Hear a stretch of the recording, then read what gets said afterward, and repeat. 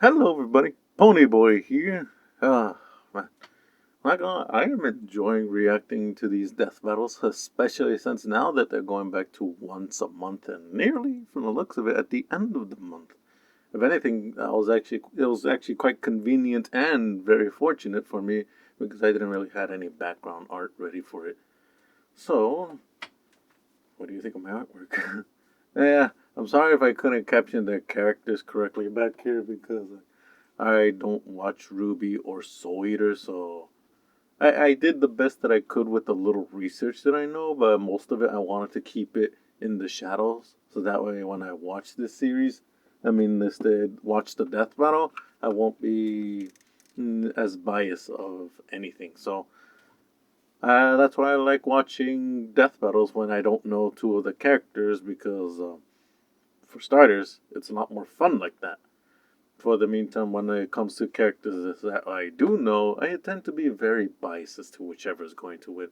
So that's why for this one, I'm very excited to see who would win and who would lose. And I'm sorry if I keep looking up in the top right now. It's because I'm checking if the recording thing is all right, and I don't have a monitor right here, so I have it connected to a TV, which is up here. Sorry. I noticed that in most of my videos, I'm starting to look up a lot like like a fish. But yeah, I'm sorry. I'm sorry. I'm getting off topic right now, but I hope you guys enjoyed today's Death Battles reaction. And again, before we continue, watch this death battle yourself before watching mine, because watching a fight without me talking over it or the opinions on it is probably for the best for everybody. So please, please, please, watch the death battle first, and then come back here and watch the fight itself. Wait a second, I said that wrong again. And come back here to watch me reacting to the fight. Anyways, let's get right on to the video. Ooh. Ruby Rose versus Maka Albarn. The battle of spunky teens with oversized gardening tools. He's Wiz and I'm Boomstick. And it's our job to analyze their weapons, armor, and skills to find out who would win a death battle. Oh boy. I remember when Mama Boomstick read me bedtime fairy tales. Stories of heroes and warnings about eating those little berries and quicksand. So much quicksand. Yet in the world of Remnant, fairy tales are real. Here, huntresses do battle with monstrous Grimm, and there was nothing more exciting than that to Ruby Rose. Daughter to the world-renowned huntress, Summer, who disappeared. Little Red really wanted nothing more than to be a huntress. Her dedication paid off. Admitted into Beacon Academy 2 years ahead, a premier school for huntsmen and huntresses, Ruby clearly showed prodigious talent. Not just that, she's got the weapon geek gene just like yours truly. Ruby doesn't leave home without her trusty Crescent Rose.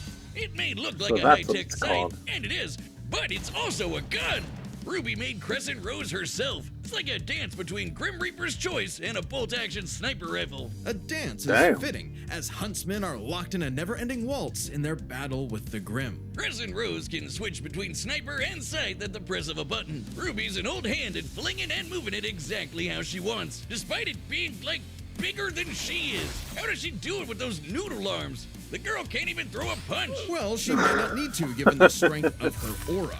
All living beings in Remnant have an aura, except dark creatures like Grimm, though not all of them can utilize it in combat without extensive training. See, aura forms a barrier that blocks fatal blows and even heals wounds. It can make weapons stronger too. When Ruby slaps a cartridge of dust into Crescent Rose, her aura lights up nature's wrath in man's hand. Dramatic, but accurate. This dust represents the base elements of the world: fire, electricity, ice, wind, anti-gravity.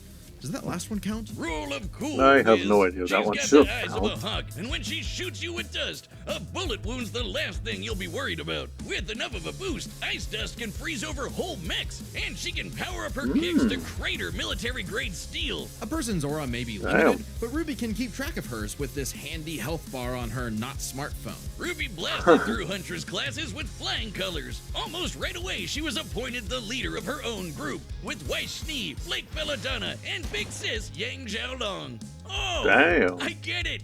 Team Ruby. But Ruby's hope for many years of learning with her friends would be dashed as evil machinations spread like wildfire. And with a flash of silver light, Beacon had fallen. Ruby's friends Damn. dead. Her school totally wrecked. Her sister disarmed. All because of a lover spat that went way too far. Salem saw Really? the world divided, and it was time to say goodbye to any happily ever after. But Ruby wouldn't give up like dear. that, so she set off to change the world. Even as Crescent Rose began to feel heavier and heavier. Could she really save the world like her fairy tale heroes? All she did is what she's always done and never stopped moving forward. Because Crescent Rose wasn't the only thing she needed. She had to improve her semblance too. Right. While aura is essentially the manifestation of one's soul, the semblance is an expression of their personality. Basically, it's a superpower farmed by Aura. And Ruby's got super speed. Or a teleport?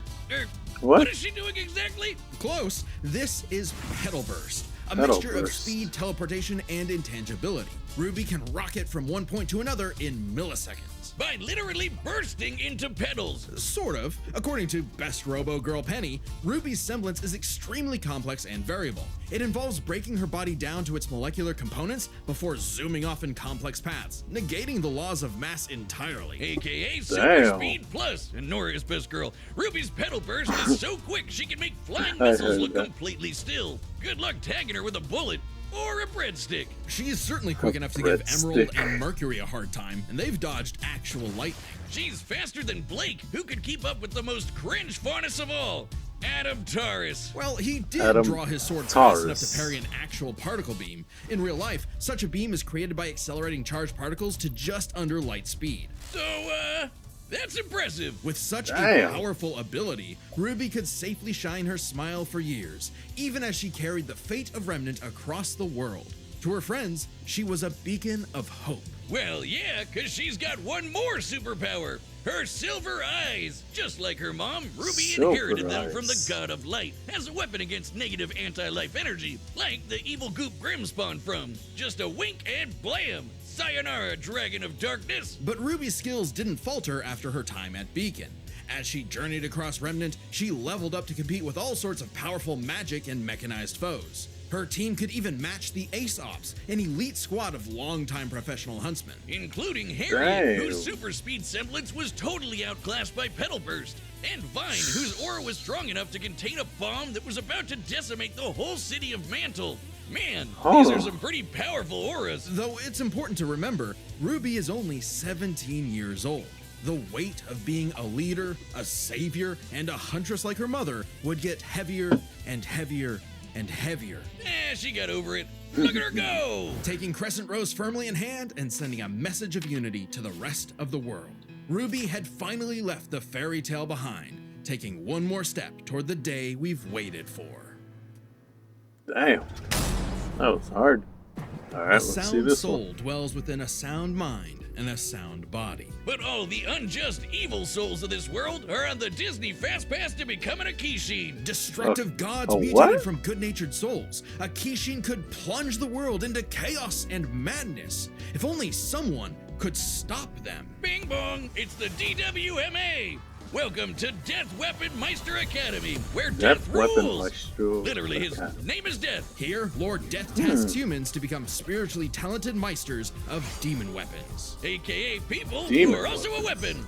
No, really, they transform into weapons. Guns, ninja stars, hammers, you name it. A Meister weapon pair kills and consumes lost souls to keep the Kishin away. Jack the Ripper? More like Jack the Fraud. And so, the demon weapon Soul was paired with the dutiful rising star, Maka Albarn. Talk about your That's his classic name. teacher's pet.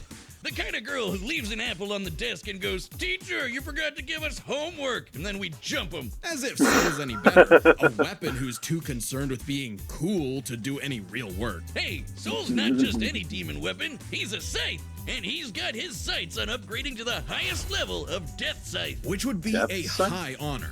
And lucky for Soul, Maka always aims high. With that common goal, Maka and Soul formed the Dream Team. All they needed was 99 Kishin eggs and the soul of a witch. Easy, right? Maybe, since Maka is extraordinarily perceptive at spotting and examining souls. She can detect spiritual presences from millions of yards away and can discern its nature, stability, and emotions. Time for class then. The two trained hard, but their styles kinda weird. Okay, so Maka guides Soul in the direction she wants to go, but Soul, the scythe, does all the actual movements himself. Maka's the Meister, Soul's the weapon. Like conductor and instrumentalist, a Meister weapon pair cannot work in harmony without total cooperation. Too bad their teamwork sucked. They fumbled the easiest chance for Death Sight status, F-. Maka just could not get in tune with Soul's wavelength. She was skilled, sure, more skilled than most. Keyword, most. There were plenty of rivals showing her up, like Blackstar and Tsubaki. Really puts a damper on the straight A's when this show-off is doing better than you. It was up to Maka and Soul to improve their teamwork through Soul Resonance. What I said about wavelength wasn't metaphorical. Rather, wavelengths are the means with which Meister and weapon draw strength through each other. Think of two wavelengths as different emotional amplitudes that must merge at one alignment. If the Meister's the guitar and the weapon's the amp, then they create a feedback loop to increase its frequency. That's Soul Resonance. Soul Resonance creates a telepathic link and surges their strength and speed. And preps them for cool scythe moves like the Witch Hunt Slash, a big energy strike that puts the L in evil. As the name implies, it works especially well against witches and other evil creatures. It's not exclusive or anything. It's actually really deadly against evil because of Maka's rare anti-demon wavelengths. Basically, being a goody little two-shoes gets her the power of purity or whatever. Maka and Soul were becoming a synchronized unit, though one would sometimes need to rein in the other's idiotic habits. And the other guys gotta stop their annoying overthinking, Wiz. But everything changed after a unique encounter with Krona, which nearly killed Soul. Now Soul had an ogre pal in his head, waiting for him to swing on over and play the piano. Yep, Soul got infected with black blood. Black blood was specially brewed as a weaponizable blood. It I remember hardens her and from strengthens its this, user's what's body it called? inside and out, increasing their physical ability. Venom, They this can is even called, block yeah. blades with their bare skin. Too bad it comes with a little side effect of madness with a capital M. A force of fear and sadness all living things possess, which threatens to ruin the world. So it was kind of a big deal that Maka was bummed by how she got Soul in a jam. But thanks to Soul, she got over it and even welcomed in their new little ogre buddy. Now when Soul plays his grand piano, their soul resonance sings even louder through the black blood. Giving Maka all the perks of black blood too, even the crazy parts. Bet you didn't expect that, Krona. But evil saw their plans through. The Kishin Asura had arrived. Madness was spreading everywhere. So Maka and Soul had to lock in and upgrade their witch hunt to the even stronger demon hunt slash. They went on even more missions to reach souls with classmates like Blackstar, and that guy outran his own shadow. Perhaps the most obvious evidence ever of faster than light speeds, and Maka could finally keep up with him. Pair that with her fight with the demon tool Gopher, who could obliterate whole mountains, and you've got one hell of an ass kicker. And yet, Maka's relationship with Soul still faltered. Soul was the real star here. Even other Meisters were trying to take him as a weapon, away from Maka. I mean, he literally moves himself, so Maka couldn't help but wonder if she was holding him back all along. But Soul said the truth. In all of their missions, their teamwork was the key to their victory. An orchestral performance is only as good as the one conducting. And so, their wavelengths played in harmony, and Maka donned a dress of black blood. It's an armor literally made of blood, and it lets Maka fly around and shoot out her soul as an epic sound wave. So freaking metal! At the same time, Soul discovered he could hack souls and directly transmit Maka's anti-demon wavelengths, basically shutting their enemy completely down through Soul Adagio. And they finally achieved Death Scythe! The dream's here, baby! So when Krona's own black blood reached its final stage, Maka and Soul flew to the moon. A moon small and unassuming, but so dense it has the same mass as the planet itself. The very world's sanity was at stake. Krona might have gone insane, but Maka still reached out to their new friend's soul until the Kishin showed up to ruin everything. Come on, Asura, they're having a moment here. timing, bro. In what would be Maka's final exam, Maka, Soul, and all of their friends faced off against the Kishi. And she passed. A+. Maka pulled her weight and perfected her teamwork with Soul. Their wavelengths were pitch perfect. Asura did everything he could to separate them, crater them into the moon, punch holes in Maka's chest, tamper their souls with madness, and each time they successfully realigned their wavelengths. Until they kicked his ass with one final upgrade, the Kishin Hunt Slash. Maka Chop! Now that's what I call absolute cinema. Because a sound soul dwells within a sound mind and body. So should you feel overwhelmed by evil's roars, just write 4242 564 whenever you want to knock on death's door. Damn. All right, the combatants are set, and we've run the data through all possibilities. It's time for for a scythe death. battle! A scythe battle. Man, now I feel sheepish. Okay, it's official. This is so not cool. Oh boy. Come on, Soul. Our target should be here, so try helping out. Hi! Who are you looking for? That looks like her. Little Red Riding Hood.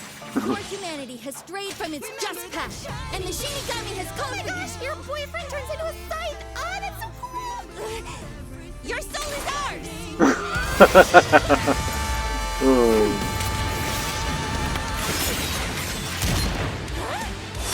I like my soul, thanks. Oh boy. You know, I don't know who's gonna win, so I'm just gonna watch. Won't lie, Red. Your moves are sick, but too slow for my Meister. You haven't seen anything yet. Focus. She's quick, but we can handle it. Let's go, Soul Resonance! Ooh.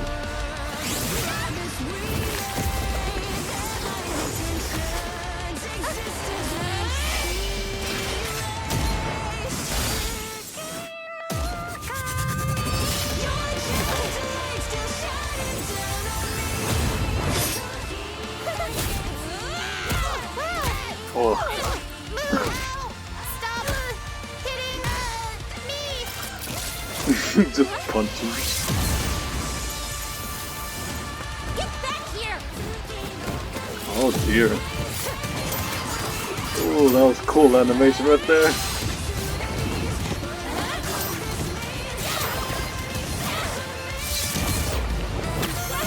Soul, hurry! Oh dear.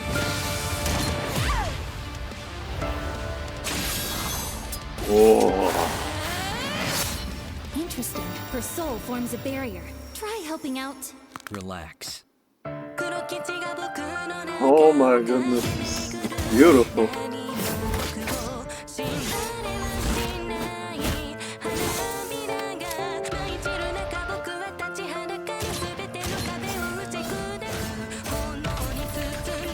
What is going on? The little ugly gremlin thing. Sorry, but I'll never stop fighting. I'm Ruby Rose, and I am a huntress! Soul Adagio! Ruby! The wavelengths. Damn it, she's... Stay strong, Maka! You got this!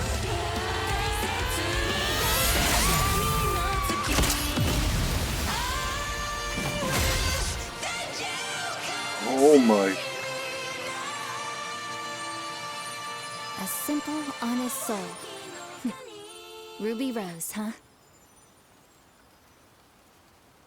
Whoa. KO! Rest Wow. in peace, Ruby. But hey, it's not often you get to see scythe-on-scythe action like that. Let's Yep. break this down with the 4 categories that best Alright, represent this let's match. see, let's see. I wanna First, see. Strength. Aura supercharged Ruby's strength way higher than you'd think, like kicking this Grim through steel. But Maka's soul resonance could match Gopher, who destroyed mountains. Now, Team Ruby did defeat Vine, whose aura contained a bomb that could have wiped out a city. Adding up their flight speed and how far Harriet said they'd have to fly to avoid the blast, that's a 366 kiloton bomb. It's possible Ruby's own aura possesses a similar level of, say, energy strength, though her semblance obviously can't replicate what Vine did. Black Blood Maka got blasted by Asura into the moon. Yeah, it's small, but its mass is the same as Earth's, right? Putting Asura's strikes at 2 quadrillion tons of TNT, over 5 billion times higher than Vine. So, Maka takes strength, but speed wasn't as clear-cut. Ruby's a fast little gal. Maka kept up with Blackstar, faster than Shadows and whatnot, but as they improved their skills, Ruby and her friends could outspeed Atom, who blocked a particle beam. Though given the distance and time to react, Atom moved about 42% the speed of light. Not quite faster than your own Shadow territory. Still, Ruby's Petal Burst has become far faster than this over time, and clearly gives more than a 2-time speed increase on top of that 42%, making her well past light speed. Definitely enough to take on Harriet, who was all about speed. Angry speed. This isn't to say Maka couldn't keep up thanks to Soul Resonance, but Petal Burst makes this comparison close enough to call it a tie. And their speed would be key to winning in skill. Come on, Wiz. Call it what it really is. It's scythery. That's not a word. Maka's scythery was pretty good, but Soul does all the movement for her. As a Meister, she was mostly a guide. It's easy to assume that Ruby's scythery was superior. She's entirely self-sufficient at dancing with her weapon. Soul's own control is still a factor here, but it doesn't change that Ruby's been swinging that thing for way longer than Maka. Ruby's got scythery in the bag. Perhaps this edge would be enough for Ruby to avoid Maka's far greater strength if she had the better powers. So, Aura's really cool. Barriers, healing, superpowers, and so on. But it's got one big weakness. It is a finite resource that is required for all of Ruby's powers. Petal Burst, activating dust, even powering up Crescent Rose takes juice and some aura. Once it's gone, Ruby's totally vulnerable. And there's a second key factor regarding aura. It is specifically a manifestation of Ruby's soul. And Maka's powers are all about taking on souls. Maka had lots of ways to break through Ruby's aura, like Soul Adagio. And since Maka is exceptionally gifted at examining souls, she could definitely figure out how aura works. But plot twist, what about Ruby's silver eyes? Her anti-Grim eye beams? Turns out they were actually her best secret weapon. The negative power of Grim is quite similar to Madness wavelengths, which power Black Blood. Since anti-demon wavelengths can cancel out Black Blood, the silver eyes should achieve a similar effect. But Maka and Soul's whole story is about reaching that perfect soul resonance. Asura tried every way in the book and more to separate their wavelengths and failed. And we already talked about how much stronger he is than Ruby. Maka takes powers. Damn, when she that rose was to the incredible. occasion, Ruby didn't stand a semblance of a chance and bit the dust. The winners are Maka Albarn and That Soul was beautiful. Wait, his name is Soul Evans? Next What? time on Death Battle. Let's see who's next. Huh? What is this? Dante? Subscribe and join as a member to see more Death Battle. Thanks for I have watching. no idea who's the other guy. Thank you. Honestly, that was... Oh my gosh, honestly, that was incredible. I'm not gonna lie, that fight was incredible. Whew. Oh, you see, this is the reason why I love watching death battles when it comes to people that I do not know. Oh boy, that was... It's gonna take a week for me to get over that fight, but man, that was incredible. But I don't know who are the next two people, so I might have to work a lot better with my background art, unlike this one. I still like it though, still like it, but I feel like I could have done better now that I know about them. I only know very little about Blade, and I don't know who the other guy is, so I'll have to take a look at that.